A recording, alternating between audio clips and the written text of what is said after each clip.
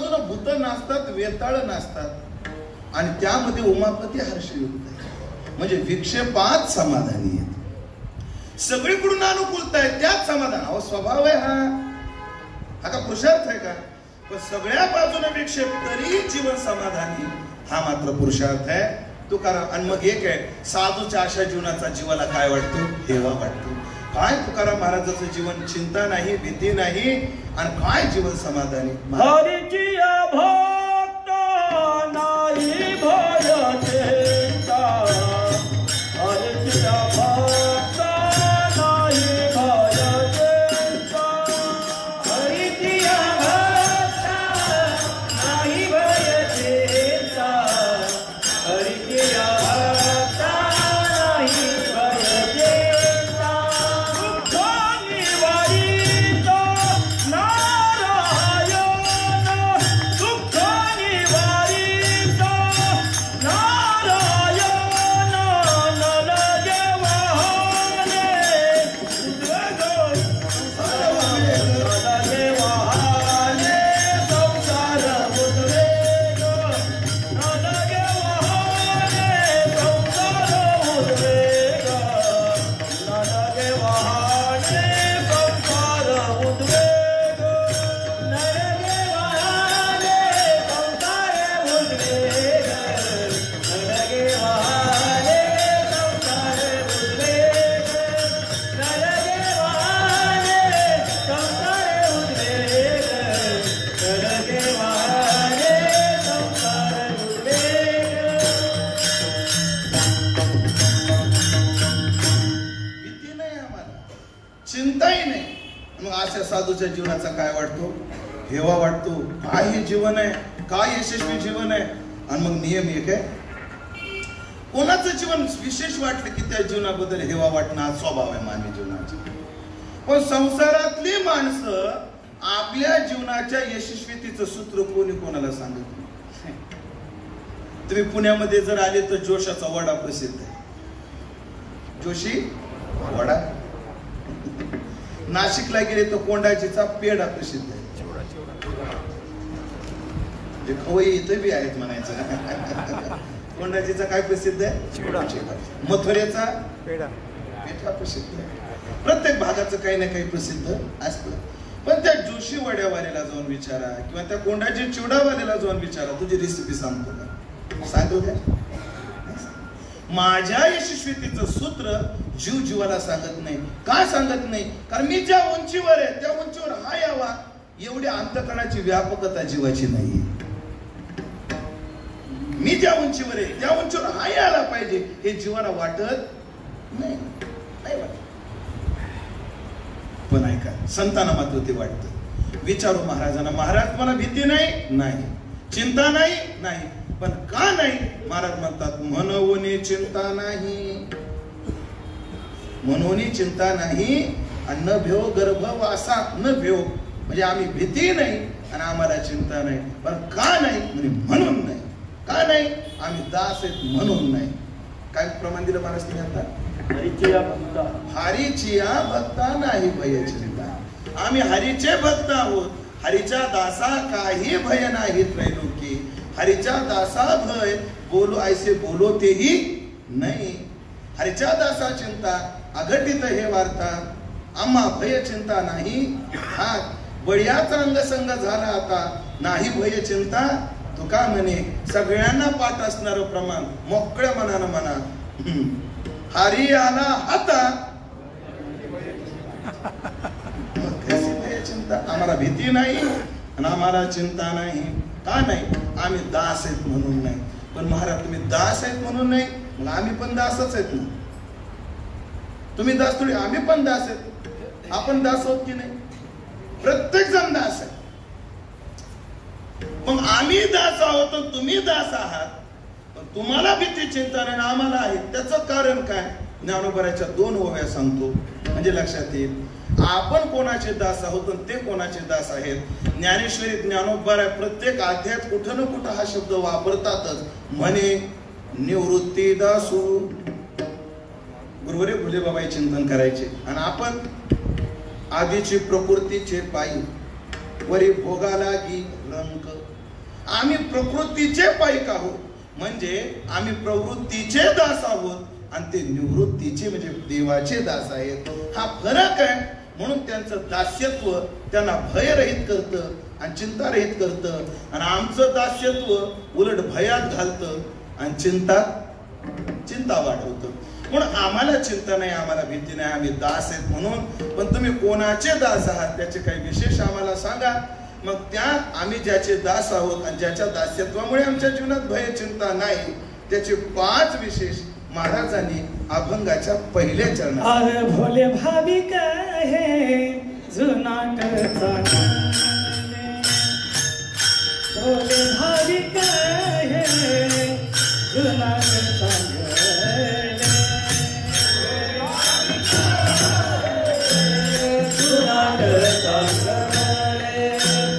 भोले भाविक भोले भाविक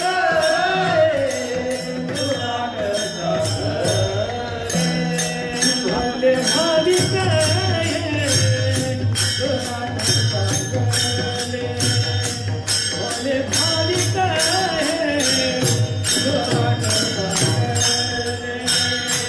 भोले भाविक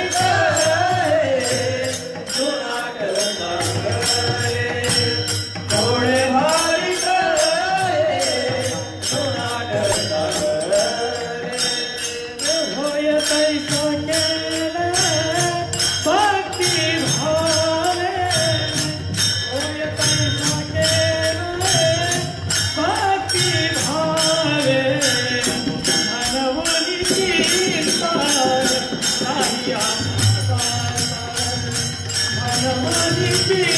नाही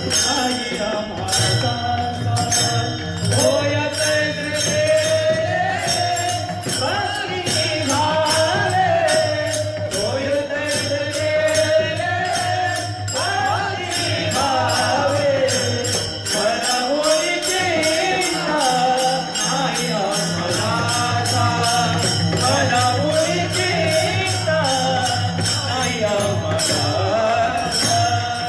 होय भोले भाविक हे तुनात चांगले होय कैसे गेले भक्ती भावे होय कैसे गेले भक्ती भावे होय कैसे गेले भक्ती भावे भोले भाविक हे तुनात चांगले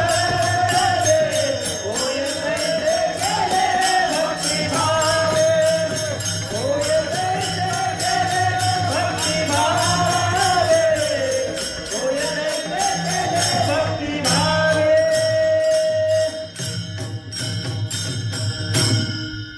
आम्ही ज्याचे दास आहेत ना त्याचे 5 विशेष आहेत. पहिला विशेष तो भोळ आहे, त्याचं दुसरं लक्षण आहे तो भाविक आहे, त्याचं तिसरं लक्षण आहे तो जुनाट आहे, त्याचं चौथं लक्षण आहे तो चांगला आहे, आणि त्याचं 5वं लक्षण आहे जसं भक्तानं हो म्हटलं तसा होणार आहे. ह्या 5 लक्षणाने जो युक्त आहे त्याचे आम्ही दास आहेत म्हणून आम्हाला भीती नाही आणि म्हणून आम्हाला चिंता नाही. ह्या 5 लक्षणानं तो युक्त आहे. पण महाराज त्याचं नाव काय सांगा ना. इथं नाव कुठंच घेतलेलं पा पूर्ण हा भोळा आहे, भाविक आहे, जुनाट आहे, चांगला आहे, भक्तानं जसं हो म्हटलं तसं होणार आहे. पण असं आहे कोण? नाव नाही घेतलं. मग नाव नाही घेतलं मग आपण अंदाज कसा लावायचा? अन्य ठिकाणी घेतलंय ना नाव. कल्पना करा तुमचं नाव काय? नरेश भाऊ. तुमचं नाव? नरेश भाऊ आणि योगेश भाऊ. तुमच्या दोघांची ओळख आहे का? नाही. अरे जाऊ द्या मग. तुमची त्यांची ओळख आहे? तुमची बी नाही. मुंबईत एवढीच लय अडचण आहे. ह्या दोघांची ओळख मला माहिती. यांचं नाव अजय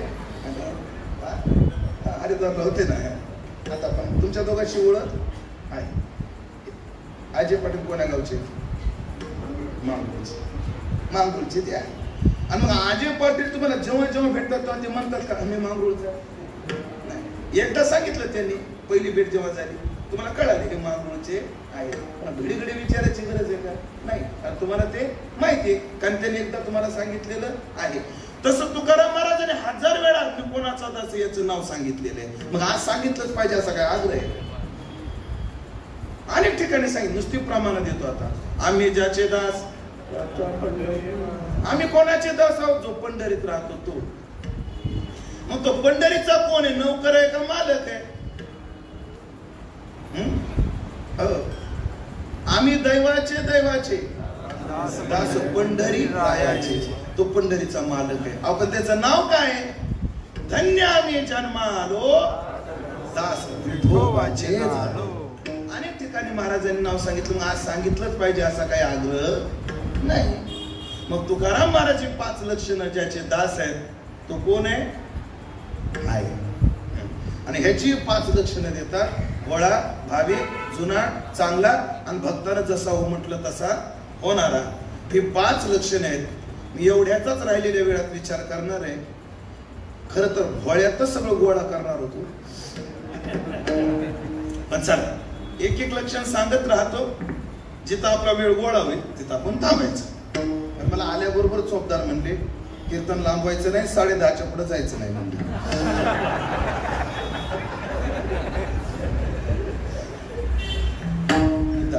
तुम्ही टेन्शन घेऊ नका.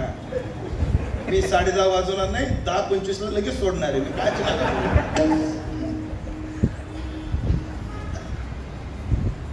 भोळा आहे. कोणाला तू उभा आहे भोळा म्हणतात? पटतं का तुला? पटत्याला भोळा भोळा आहे. चांगलं गाभोळ आहे ना, भोळा नाही चांगलं गाभोळ. गाथ्यामध्ये 4 भोळ म्हटले, प्रमाण देतो. पहिला या संप्रदायाचा साधक भोळा आहे. माझे सखे ते सज्जन, भोळे भाविक हरिजन. हरिभक्त भोळे आहे. भक्ती माझी भोळी. ह्या संप्रदायाचा साधक भोळा आहे. या संप्रदायाचं साधन भोळा आहे. भक्ती माझी भोळी. आणि या संप्रदायाचं साध्य भोळे. शिव भोळा चक्रवर्ती. आणि तो का म्हणे भोळी विठ्ठल कृपेची कोळी. आणि वारकरी संप्रदायात हरिहरा भेद नाही नका करू. आता शंकरालाही भोळ म्हटलंय आणि पांडुरंगालाही भोळ. का म्हणे भोळा भाविक हा देव, आम्ही त्याचे पाय धरून गेलो. आम्ही त्याचे पाय धरून गेलो. आम्ही त्याचे पाय धरून गेलो. तुका म्हणे भोळा भाविक हा देव, आम्ही त्याचे पाय धरून गेलो. आम्ही त्याचे पाय धरून गेलो. आम्ही त्याचे पाय धरून गेलो.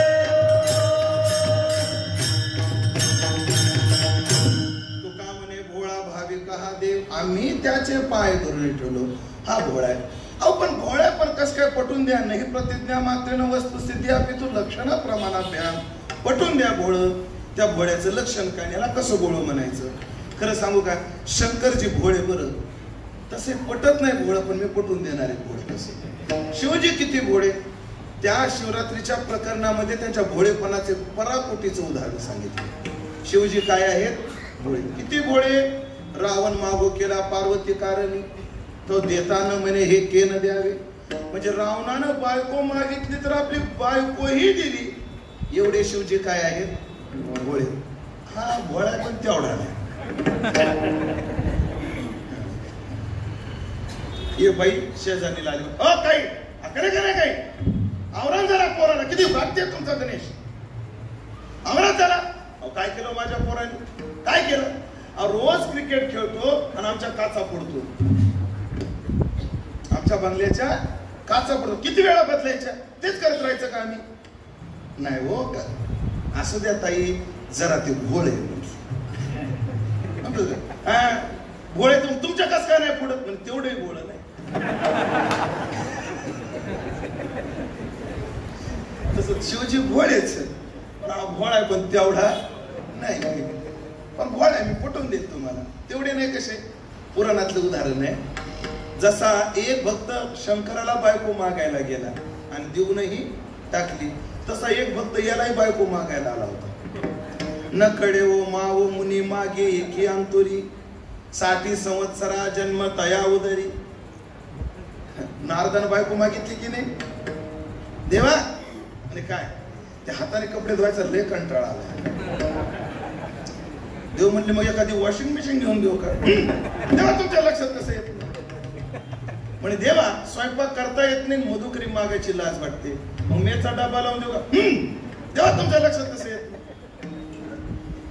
आता खोली आवरायला कोण नाही, खोलीमध्ये लय घाण असते, घरात झाडझूड करायला कोणी नाही, मग एखादी मोल करीन, तेव्हा तुमच्या लक्षात कसं येत नाही?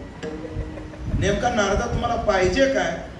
म्हणे ना देवा मला एक असं मिशन द्या, ते माझ्या आधी उठलं पाहिजे, मला आंघोळीला पाणी ठेवलं पाहिजे, आंघोळीला पाणी काढून दिलं पाहिजे, माझे कपडे धुतले पाहिजे, धुतलेले कपडे धुवून इस्त्री करून माझ्या हातात घडी आणून दिली पाहिजे, माझा स्वयंपाक केला पाहिजे, मला जेवायला वाढलं पाहिजे, मला वाढल्यानंतर माझं जेवण झाल्यानंतर ताट उचललं पाहिजे, ते धुवून स्वच्छ साफ करून घरामध्ये ठेवलं पाहिजे, माझी खोली स्वच्छ केली पाहिजे, असं मिशन मला द्या.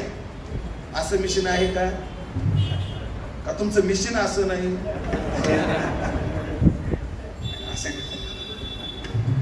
म्हणजे नेमकं काय? देवा मला लग्न करायचं. तुमच्यासारख्या हरिभक्तांनी लग्न करणं म्हणजे शुद्ध तिच्या पोटी बडे रसाळ जरूर करा नारदा लग्न, जरूर करा. करा म्हणजे देवा ते तुम्हालाच पाहिजे सगळं. पाहतो आता 1-2 लग्नात मला आशीर्वाद द्यायला जायचंच आहे आणि बघतो कोणी. देवा बघायची काय गरज आहे? तुमचं काय म्हणणं नारदजी? तुला तरी 16,108 काय करायचे दिलं त्याच्यात तिची. देव म्हणले याचा तर चावडीवरच दोरड आहे. आता गमत पहा बरं, शिवजी खरंच बोले. काय पाहिजे? पार्वती पाहिजे, घेऊन जाय राव ना, देऊन टाकली. आता नारदाची गंमत पहा, याची गंमत पहा. हा नाही तर म्हणला नाही आणि दिली तर नाही. असे बरेच माणसे नाही तर म्हणत नाहीत, देत तर नाही. असे खूप आहेत ना, नाही म्हणतच नाही.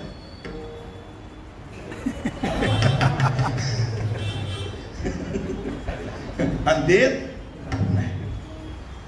काय हरकत नाही नारदा. हे क्रमानं 16,108 महाल आहेत. प्रत्येक महालात माझी एक राणी आहे.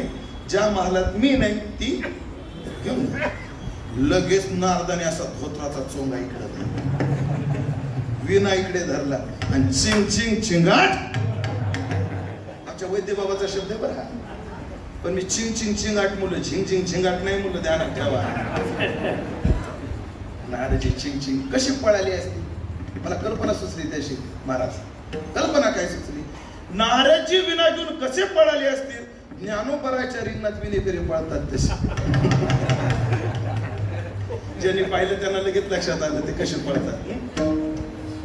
रुक्मिणीच्या महालात देव कुठे आंघोळ करतायत, सप्तभामेच्या महालात कपडे घालतायत, जामुंतीच्या महालात गंध लावतायत, मित्रविंदेच्या महालात नित्यनेम करतायत. मग एकला जेते तेथे 16 सहस्र घरी. म्हणजे शिवजी भोळे आणि हाही भोळा, पण हा तेवढा भोळा नाही. पण एक सांगू का, आता ह्यांनी चाल म्हटली. तुमचं नाव काय? अनंतभाऊ. अनंतभाऊ यांनी चाल म्हटली. हे काय आहेत? गायक आहेत. गायक आहेत म्हणजे पट्टदीप म्हणल्याबरोबर दिवा पेटला पाहिजे. अनंतभाऊ करता का प्रयोग? ऐका, गायक आहेत, गायकाचे सगळे गुण नसतील पण गाण्याचे काही गुण आहेत म्हणून आपण त्यांना काय म्हणतो? काय?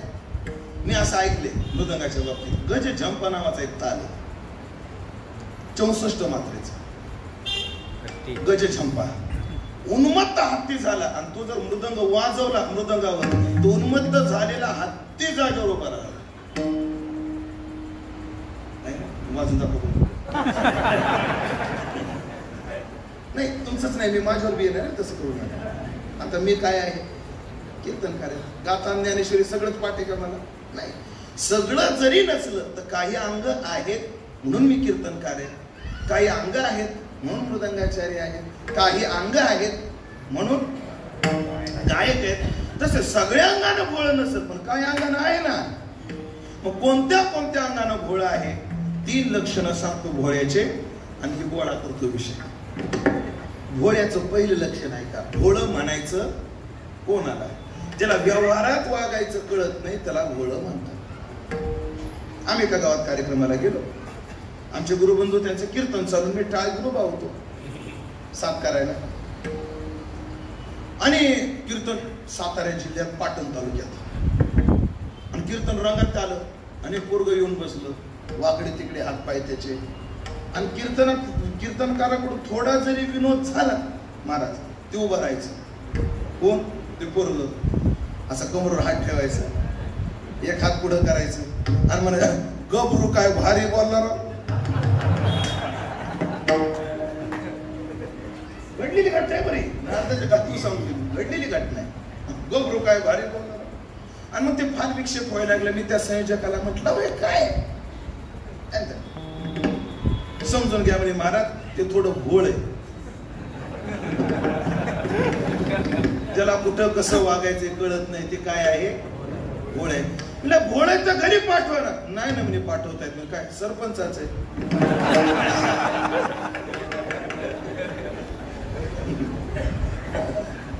मुद्दा सोडा. भोळ्याचं पहिलं लक्षण काय? व्यवहारात वागायचं कळत नाही त्याला काय म्हणतात? भोळा. हे कळण्याकरता शिवजीच्या चरित्रातलं आणि पांडुरंगाच्या चरित्रातली एक संगती लावतो. काय झालं? ही कथा कुठे मला माहीत नाही, पण माझे गुरुवर्य सांगतात त्याच्या आधाराने मी सांगतो बरं महाराज. तुम्ही मला सांगा कोणत्या ग्रंथात आहे, मला सांगता यायची नाही. पण मी गुरुवर्य तात्याच्या तोंडातून ही कथा 2-3 वेळा ऐकली म्हणून तुमच्यासमोर मांडतो. पार्वती शंकराची कोण? पत्नी. ती लक्ष्मीकडे हळदी कुंकाला गेली. आणि मग लक्ष्मी राहते वैकुंठात. काय ते गालीचे, काय ते पडदे, काय त्या सगळ्या वस्तू. आणि पार्वती अशीच बघत राहिली. आणि तेवढ्यात लक्ष्मीबाईचा नवरा तिथून निघाला. कोण? विष्णू. आणि त्याचं राहणं म्हणजे काय? राजस, सुकुमार, मदनाचा पुतळा. काय पुढे? रविशशी खळा, कस्तुरी मळवट, चंदनाची उटी, डोळे माळ कंठी वैजयंती, मुकुट माता कोटी, सूर्याचा झल्ला. इतकं आखीवर येऊ त्याचं राहण. आणि मग पार्वतीने परिचय करून, लक्ष्मीने परिचय. ऐकलं का पार्वतीबाई? हे आमचे हे. बरोबर ना? हेच ना? काय काय बाय हे आमचे मिस्टर आहेत. काय बाय म्हणतात आमचे हे. काय बाय म्हणतात आमच्या गाण्याचा बाप आहे. मी गेलो होतो त्या लातूरकडे. त्या बाहेर कोण आहे? हेच मुर्दा माया 5वीला पोचलाय. म्हणजे आता ज्याच्या त्याच्या घरच्या वातावरणावर ज्याचं त्याचा इंटरफेअर नाही करू शकत. मुद्दा आपला चालला. आमचे हे पाहिजे. महिलांचे जसे काही गुण आहेत काही दोष पण आहेत. पहा तुम्ही दुसऱ्याच्या वैभवाला अंडरलाईन जेवढ्या लवकर बाया करतात तेवढे पुरुष नाही करत. अधोरेखित पहा तुम्ही. एखादा माणूस जर भारी कपडे घालून आला तर माणसाकडे लक्षही देत नाही. पण एखादी बाई जर चांगली साडी नेसून आली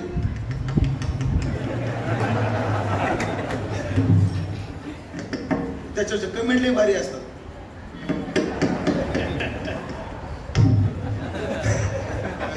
ह्या कमेंट जास्त असतात.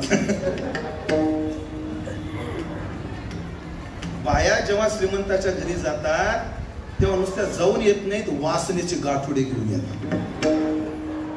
माझ्या घरी मिक्सर आहे पण तिच्यासारखा नाही.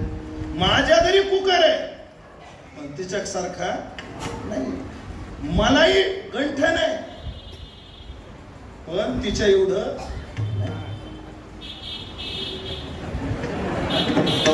इकडं बरं आहे. ते पनवेलकडे गेलं नाही आवड काम आहे. थोडं पनवेलकडे गेलं.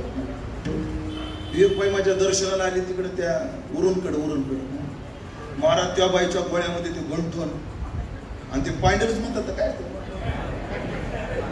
ते खाली असते ते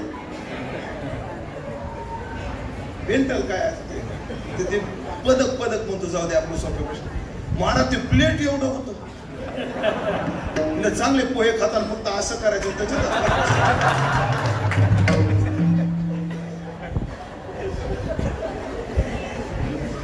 नाही तसं सरकार करणार नाही. तुम्ही टेन्शन घेऊ नका. पण माझा दावा आहे आगरी समाजाचं सोनं गोळा जर केलं तर भारताचं कर्ज फिटल. आणि एक ऐका, आगरी समाज तेवढा उदारही आहे, देशावर तेवढं संकट आल्यावर ते दानही करील.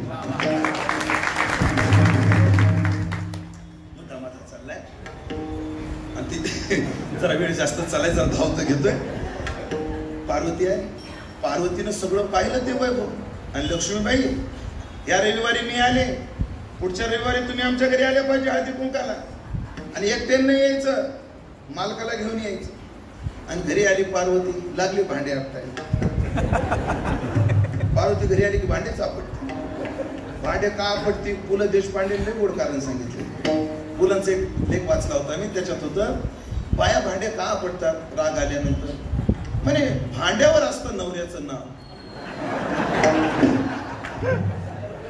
त्याला धरून तर आपटता येत नाही. आपल्या भांडे आपण लक्षात.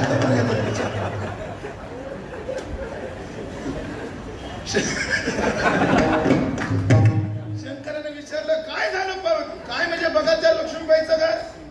आणि ऐका, आता पुढच्या रविवारी ते येणार आहेत, सगळी व्यवस्था झाली पाहिजे. रविवार उजाडला, सगळी घराची स्वच्छता, कैलास पर्वतावरची स्वच्छता कोणी केली? पार्वती आई साहेबांनी केली.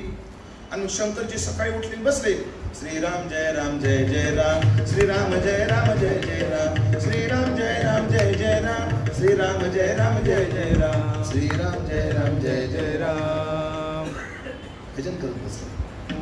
परजा उठा, पाहुणे येणार आहेत, आंघोळ करा. आता शिवजीची आंघोळ म्हणजे गिझरला गंगेत बुडून आले. अहो बघा, तर लक्ष्मीबाईचा नवरा चंदनाची उटी, म्हणजे आपल्याकडे भस्म उटी. अहो त्यांच्या डोक्यावर मुकुट, जटाभार, त्यांच्या गळ्यात तुळशी हार, कंठी शोभे वासुकी हार, त्यांनी गळ्यात घातला वासुकी हार, कासे पितांबर. त्यांच्या अंगावर बघा, त्या लक्ष्मीबाईच्या नवऱ्याच्या पितांबर होता, व्याघ्रांबर. सगळ्याला दोन्हीला प्रमाण आहे, जास्त विस्तार नको. पार्वती म्हटली अहो रोजची रोज ते कपडे काय, जरा पाहुणे आल्यावर तर नीट कपडे घाला ना. काय घालू पार्वती? अहो व्याघ्रांबर काढा. आणि पार्वतीने आपल्या साडीचा पदर दिला लोंगोट लावायला. आणि पदर बी कुठून? साडी काही सामान्य होती, येवल्यावरून आणली. पुन्हा अजून एक वाक्य आठवलं बरं मला. येवला, इरकल, बनारस आणि पैठण ही 4 शहर पुरुषांचा सूड घ्यायला जन्माला आलेले. येवल्याच्या साडीचा पदर दिला. आता साडीचा कपडा झाला, पण लोंगोटीला करदोडा कुठे बाबाकडे? करदोडा पाहिजे ना. बाजूला एक सापाचं पिल्लू होतं, ते सुचलं, त्याचा करदोडा केला शिवजीने. त्याला सांगितलं दम धरून राह, तू नगर सारखं करू नको. काल तर आपलंच जागी तसं झालं म्हणून कानावर आहे. आणि लंगोट लावला, सगळा शृंगार झाला. आता पाहुणे यायची वेळ झाली. आणि माझा कैवारी गरुडावर बैसोनी माझा कैवारी आला. दारामध्ये शिवजी आहे, पार्वती आहे, वाट पाहतायत. आणि तिकडे भगवान विष्णू गरुडावर बसून आले. त्या गरुडाकडे पाहिलं कमरेच्या सापाने. लक्षात आलं तुमच्या? काय सुज्ञ श्रुती कमरेच्या सापाने पाहिलं. आता घेतला ना पाठिंबा काढून, बघता काय सरकार उघड्यावर आलं. जास्त विस्तार नको. शिवजी काय आहे? घोडे. कपडे घोळून पळालेलं सुद्धा कळत नाही. मग आमचं हे नाही का घोडं तसं? आमचं नाही हा घोडा. हे लक्षण व्यवहारात ज्याला वागायचं कळत नाही त्याला काय म्हणतात? घोडा. उदाहरण दिले मी शिवजीचं. कपडे घोळून पळाले तरी भान नाही, एवढे माझे शिवजी गोळे. तसा हाही घोडा आहे. धावतं सांगतो. नामदेवरायचं कीर्तन चालू आहे. जनाबाई पाठीमाग उभी आहे. निवृत्तीनाथ, सोपान काका, मुक्ताबाई बाजूला आहेत. गोरोबा काका आहेत. एक मुस्लिम समाजाचा टाळकरी आहे. कबीर महाराज, कबीरजी उभे आहेत. इंद्र अमृत शुद्ध करण्याकरता आलेला आहे. कीर्तनाचा अभंग घेतलेला आहे. आणि जनाबाईने ऑर्डर सोडलेली आहे. म्हणा ज्ञानदेव जनी म्हणे ज्ञानदेवा बोला ज्ञानोबारायला गाण्याचं उत्तम अंग आहे. ज्ञानोबाराने अत्यंत सुस्वर आणि गोड चाल म्हटलेली आहे. चाल म्हणल्यामुळे कीर्तनामध्ये रंग भरलेला आहे आणि रंग भरल्यानंतर माझा विठू नाचायला लागलेला आहे. नाचता नाचता नाचता नाचता देवाचा गळला पितांबर, देवाचा गळला पितांबर, देवाचा गळला पितांबर. नाचता नाचता नाचता नाचता नाचता नाचता देवाचा गळला पितांबर, देवाचा गळला पितांबर, देवाचा गळला पितांबर.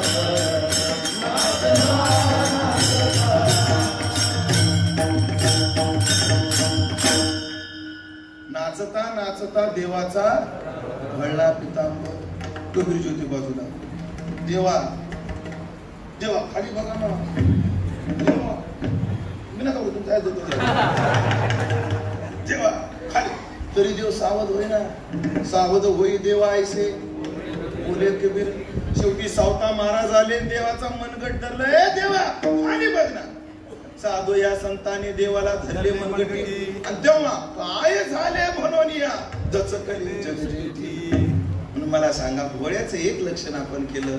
व्यवहारात वागायचं कळत नाही एवढा रमून जातो म्हणून हा भोळा.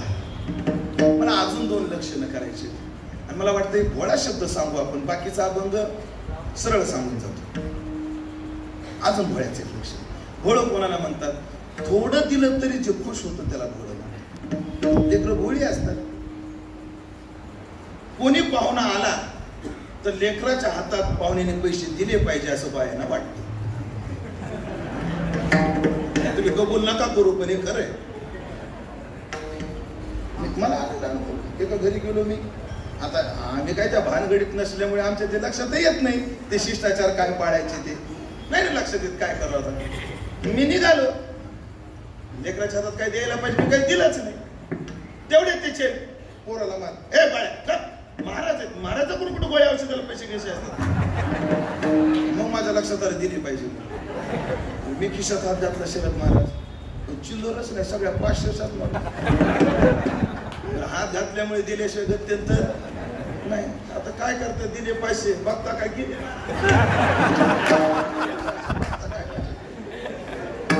दिली 500ची नोट आणि मग काय करते ते लेकरू एवढं पक्क ते 500ची नोट सोडतच नाही. वाढू आपण घरात ठेवू. लेकराच्या हातात पैसे आले की पाहुणे कधी घराच्या बाहेर जातील याचीच वाट बघतात बाहेर. वाढू ही नोट दे पण लेकरू काय द्यायला तयार नाही. बाई मोठी हुशार. छोटासा गुळाचा खडा घेते. वाढू हा घे खडा. हे ग गोड आणि ते मला दे. लेकराला खाऊ हेच सगळं विश्व असतं. मग ते एका गुळाच्या खड्यावर 500ची नोट देऊन का देत. चॅप्टर 2 किलोमीटर पुढे गेलेली गाडी माग आणतात.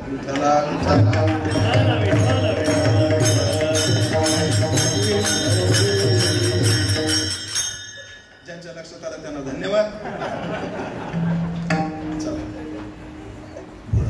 तसा माझा परमात्मा खूप भोळा आहे. प्रमाण देतो फक्त एक. किती भोळा. महाराज म्हणतात एवढा जगदाने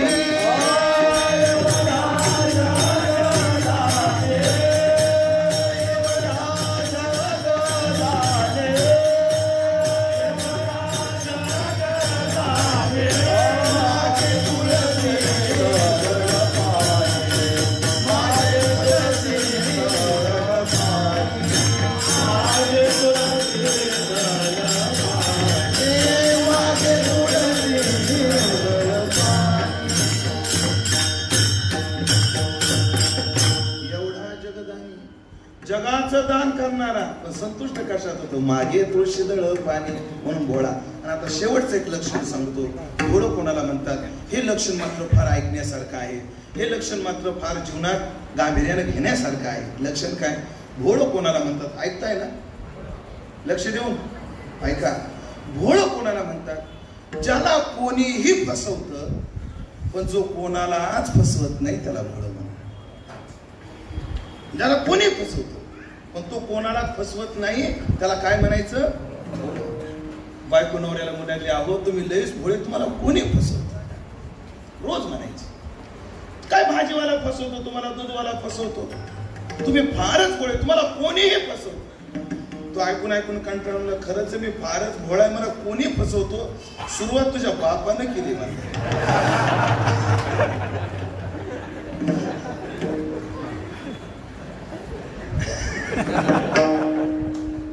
पण हे अर्ध लक्षण आहे, अर्ध लक्षण पुढे आहे. भोळं कोणाला म्हणायचं? ज्याला कोणीही फसवतं, पण जो कोणालाच फसवत नाही त्याला भोळं म्हणा. आणि ह्या लक्षणात तो बसला. त्याला कोणी फसवत पटणार नाही, पण मी पटवून देईल महाराज. या परमात्म्याला कोणीही फसवतं. कोण कोण फसवतं? माफी मागून बोलतो, त्या फसवणाऱ्याच्या यादीत पहिलं नाव उमेश दशरथ. पहिलं नाव काय आहे? उमेश दशरथ आहे. आपण सगळ्यांनी त्याला फसवले, प्रमाणाने सिद्ध करून देतो. आईच्या गर्भात होतो तेव्हा त्याला म्हटलो होतो आम्ही, एक वेळ करी या दुःखा वेगळे, दुरिताचे जाळे उगवूनी आठवीन पाय, हा माझा नवस रात्री दिवस पांडुरंगा.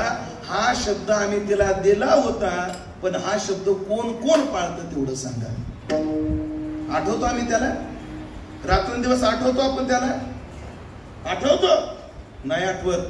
कबूल करावंच लागेल आपल्याला, आपण त्याला फसवलंय. आणि त्या फसवणाऱ्याच्या यादीत पहिलं नाव, माझं नावच घ्या मग तुमच्या. जे महात्मे असतील त्यांनी सोडून द्या, पण बाकीच्यांनी देवाच्या चरणावर कबूल करा की देवा आम्ही तुला फसवले, आम्ही त्याला फसवलं. पण त्याने आपल्याला फसवलंय बाबा, फसवलंय. मगाच्याच प्रस्तावनेतला विचार आहे का? तृप्ती दिली की नाही, स्मृती दिली की नाही, विश्रांती दिली की नाही. मग त्याला कोणीही फसवतं, पण तो कोणालाच फसवत नाही, म्हणून ते भोळे. विढोबार कुमारी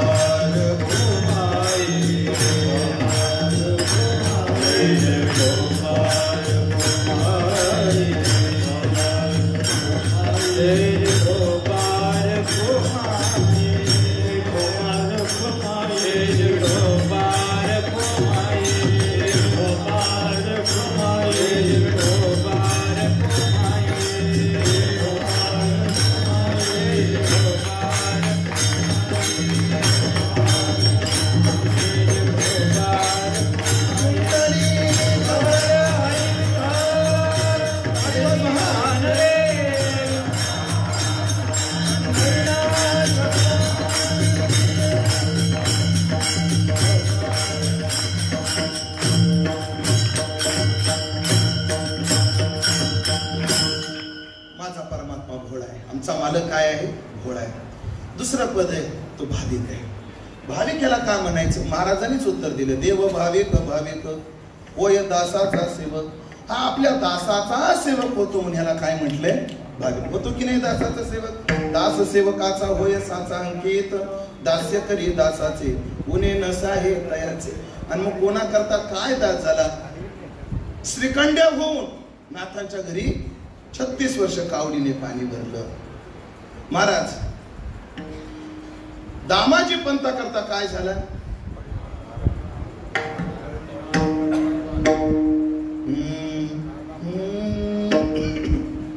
काय सांगू या देवाची मात,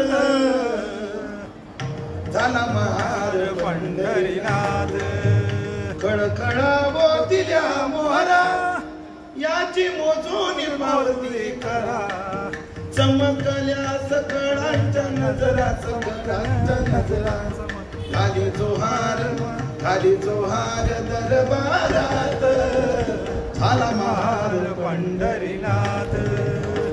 आता कोणा करता काय काय केलं, कोणा दास्य केलं? काकड्यातला एक अभंग मला सगळंच लक्षात येईल. नीच नीच काही तिष्ठे भाव भक्ती दासी पुत्र कन्या दैत्या घरी रक्षी चर्म रंगू लागे कबीराच्या मागे सज्जन कसाया माळ्या सावत्यास नरहरी सोनारा. काय म्हणते तू? एका गावात असंच विचारलं नरहरी सोनारा मागच्या वेळी गांजा फुंकू लागे. चोख्या मेळ्या संगी कुंडलिकासाठी तुका म्हणे मात मग देव भाविक आहे. गोळे भाविक जुनाट किती जुना युगे 28 विटेवारी उभा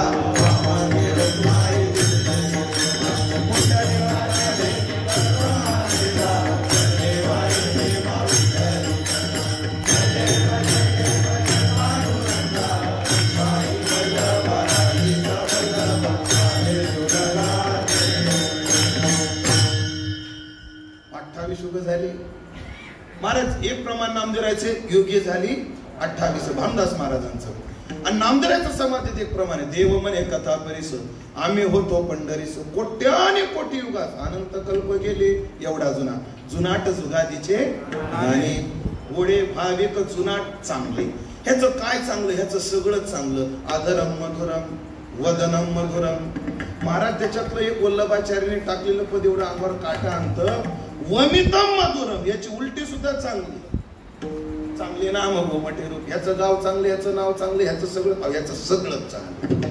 चांगलं दिसायला चांगला, बोलायला चांगला. आता दिसायला चांगला कुठे आहे? सुंदर ते ध्यान अभंगात आहे. बोलायला चांगला कुठे आहे? गोपी गीतात आहे. मधुरया गिरा वल्गु वाक्य या. स्वभावाला चांगला आहे तैसा नव्हे देवराव याचा कृपाळू स्वभाव. सगळ्या चांगणारे चांगले गोडे भाविक जुनाट चांगले. आणि एक आहे सगळ्यात महत्वाचं पद हे हो येतैसे केले भक्ती भावे. एखादा माणूस मोठा असतो पण त्याचा आपल्याला उपयोग नसला तर. एका घरी गेलो दारही नव्हतं घराला असं वाकून गेलो छपरातलं घर आणि मला तिथे गेलो तो गप्पा मारायला लागला. म्हणे महाराज आपले काका आमदार आहेत. अरे तुझे काका आमदार आहेत पण तुला फायदा काय? तुला फायदा काय? तसा तुमचा देव ठीक आहे भोळा आहे भाविक आहे जुनाट आहे चांगला आहे. फायदा काय? म्हणजे महाराज त्याचा फायदा आम्ही जसं हो म्हटलं तसा होतो म्हणून हा फायदा आहे. महाराज एक भक्त म्हणला माझा बाप होशील का? झाला. एक भक्त म्हणला बाप नाही माझा पोरगा होशील का? वसुदेवाचा पोरगा झाला. एक भक्त म्हणला माझा मालक होशील का? झाला. एक भक्त म्हणला माझा नोकर होशील का? झाला. एक पुढचं वाक्य बोलू. एक भक्त मला माझा नवरा होशील का? झाला. एक भक्त तर मला माझी बायको होशील का? बायको बी झाला. अर्जुना करता बायको झाला. संत सखूच्या नवऱ्या करता संत सखूच्या रूपात गेला म्हणजे बायको झाला. हो येतैसे केले भक्ती भावे. म्हणून असा आमचा मालक असल्यामुळे मनवणे चिंता नाही आम्हाला असा न भेव गर्भवासा जन्म घेता. मग आता काय करणार महाराज? निर्भय अवस्थेत आम्ही प्राप्त झालो. आपुल्या इच्छे करू गदारोळ. आम्ही गदारोळ करणार. गदारोळ म्हणजे कधी कसा करणार? आपुल्या इच्छे मनाला येईल तेव्हा. पुंडलिक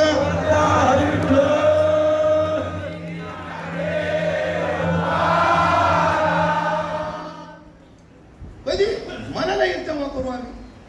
हो तिकडे भात आला का? भात आला का? तर म्हणा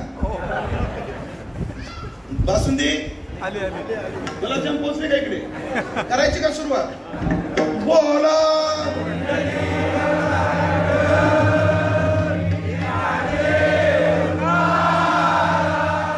तुम्हाला कळालं काय?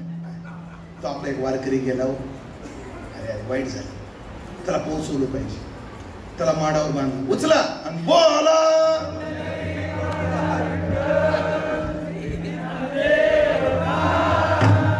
बॅटरी काही डिस्चार्ज झाली का? आमच्या मनाला येईल तेव्हा कुठेही आनंद निर्भर असो. आता कडेलोट सांगतो इच्छेचा गदारोळ. कडेलोट सांगतो ते तुकाराम महाराजांचा अवमान करणारा एक पॅरेग्राफ 12वीच्या पेपरला आला होता बघा. आणि मग आपले सगळे वारकरी गेले होते शिक्षण प्रसारक मंडळाच्या ऑफिसवर. तेव्हा ते काळ पांडे काय होते? ते अध्यक्ष होते.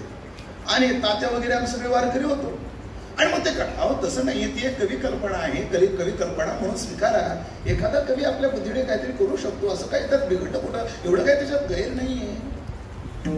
अशा साळसूद भाषेत बोलू लागला.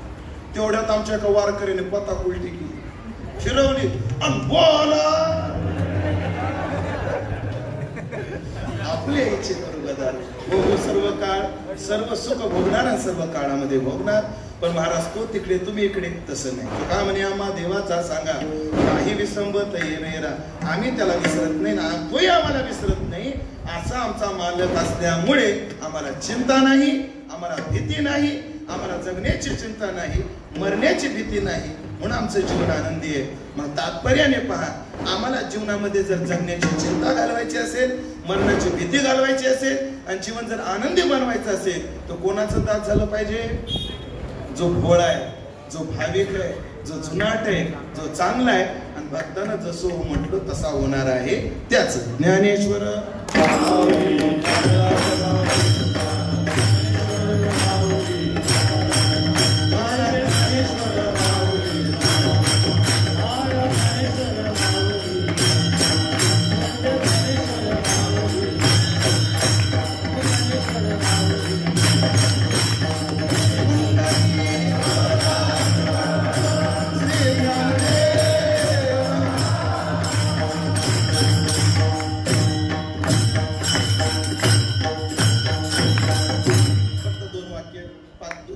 घेतो आणि थांबतो. ऐका, राजगुरु भगतसिंग यांचा शौर्य दिन आज. महाराज उद्या सकाळी 8 वाजता फाशी होणारी होती आणि 6 वाजता भगतसिंग व्यायाम करत होते. काय करत होते? व्यायाम करत होते. त्याला एकाने विचारलं तिथं जेलर, अरे तुला आता अर्ध्या तासात फाशी होणार आहे, तू मरणार आहे ना, आता व्यायाम का करतो? आता व्यायाम का करतो? ते म्हणजे तसं नाही. वाक्य ऐका, देवाला फुल शिळ वाहिलं पाहिजे का ताज ताज? आज माझा देह मी माझ्या भारत माला अर्पण करतोय, तो शिळा का अर्पण करायचा? ताजा करूनच अर्पण करायचा. मरणाच्या बाबतीत एवढे निर्भय आहेत. महात्मा गांधी भेटायला गेले होते आदल्या दिवशी भगतसिंगाला आणि महात्मा गांधी हेही म्हटले होते, मी थोडी शिफारस केली तर तुमची फाशी थांबू शकते, काय करू? फक्त तुम्ही या हिंसक मार्गाने गेलं नाही पाहिजे, मवाळवादी राहिले पाहिजे. तेव्हा भगतसिंगाने सांगितलं, महात्माजी तुम्ही बोलले ठीक आहे, तर आमची फाशी कॅन्सल नका करू आणि तुमच्यासारख्या तरुणाची या देशाला गरज आहे. भगतसिंगाने वाक्य वापरलं तर माझ्या अंगावर काटा येतोय आता. भगतसिंग म्हटला, एक भगतसिंग जाईल, जगला तर काम एकच भगतसिंग करील, पण हा भगतसिंग जर मेला तर प्रत्येक घरात एक भगतसिंग जन्माला येईल. त्याला म्हणतात मरणाच्या बाबतीत निर्भय. या निर्भयतेला प्राप्त झाले का? ठीक आहे, त्यांचा देव भारत मा होता, पण त्यांचा देव होता. छत्रपती शिवाजी महाराज औरंगजेबच्या दरबारात गेलेले, 5000 सरदाराच्या पाठीमाग उभं केलेलं आहे आणि ज्या ठिकाणी गेल्यानंतर रुमाला तोंडाला लावून बोलण्याची पद्धत आहे, त्या ठिकाणी कोण आहे हा माझ्या समोर उभा असणारा, अशी सिंहासारखी गर्जना करणारा निर्भय राजा छत्रपती शिवाजी महाराज. एवढ्या जुलमी सत्तेतून सुखरूप बाहेर पडलेला राजा छत्रपती शिवाजी महाराज आहे. महाराज एक आहे, या महाराष्ट्र भूमीत काही क्रांत्या घडल्या. एक क्रांती छत्रपती शिवाजी महाराजांनी काय केली, अन्य राजातून शिवाजी महाराजातला फरक सांगतो. अन्य राजांना बापाकडून राज्य मिळालं ते त्यांनी सांभाळलं, अन्य बापाकडून मिळालं आणि ह्यांनी सांभाळलं. पण शिवाजी महाराजांच्या बाबतीत तसं नाही. शिवाजी महाराजांनी स्वतः राज्य निर्माण केलं, स्वतः सांभाळलं. ही काय आहे? क्रांती आहे. म्हणून वामन बाबा सावळाराम बाबा यांच्या बाबतीत ती क्रांती सांगते का वाक्यात? यांची काय क्रांती आहे? अन्य भागात महात्मे फार मोठे मोठे झाले, वादच नाही, पण त्यांनी सात्विक समाजच सात्विक ठेवला. पण सावळाराम बाबा, वामन भाऊ या महात्म्यांनी असा मांसाहार करणारा समाज वारकरी केला. सावळाराम बाबा बद्दल बोलताना रामदास बाबू मनसुख बोलले होते, म्हणतात सावळाराम बाबा कोकणी माणसाला माळ घालणं म्हणजे वाघाला गवत खाऊ घालण्यासारखं. आणि ह्या महात्म्यांनी ते परमार्थाचं राज्य उभं केलं आणि शेवटच्या श्वासापर्यंत सांभाळलं. आता आपलं एकच कर्तव्य आहे, त्यांच्या पुढे आपण ते तसंच सांभाळलं पाहिजे. अशी क्रांतिकारक महात्म्याची जागा आहे. जे मरणाला घाबरत नाहीत असे जगद्गुरु तुकोबाराय आहेत, जे मरणाला घाबरत नाहीत असे शांती ब्रह्मश्री एकनाथ महाराज आहेत, जे कोणत्याच भीतीला बळी पडत नाही ते छत्रपती शिवाजी महाराज आहेत, जे कोणत्याच भीतीला बळी पडत नाही. भगतसिंग राजगुरू सुखदेव आहेत आणि अशांचा सगळ्यांचा मिलाप या प्रसंगाला आलेला आहे. म्हणून या प्रकारानं चिंतन करण्याचा प्रयत्न केला. जे काही वेडवाकडं पद्धतीने चिंतन करू शकलो ते माझ्या वारकरी शिक्षण संस्थेचे गुरुवर्य, माझे गुरुवर्य संतवीर बंडातात्या कराडकर, माझ्या गुरुच्या चरणी सेवा समर्पित करतो. वाणीला पूर्णविराम देतो. एकदा सर्वांनी हाताने टाळी आणि मुखाने डोकं भरायचं, नामचिंतन करायचं. संपलं. हाताने टाळी आणि मुखाने तुको भरायचं, नामचिंतन करायचे. सेवा समाप्त. तुकाराम तुकाराम तुकाराम.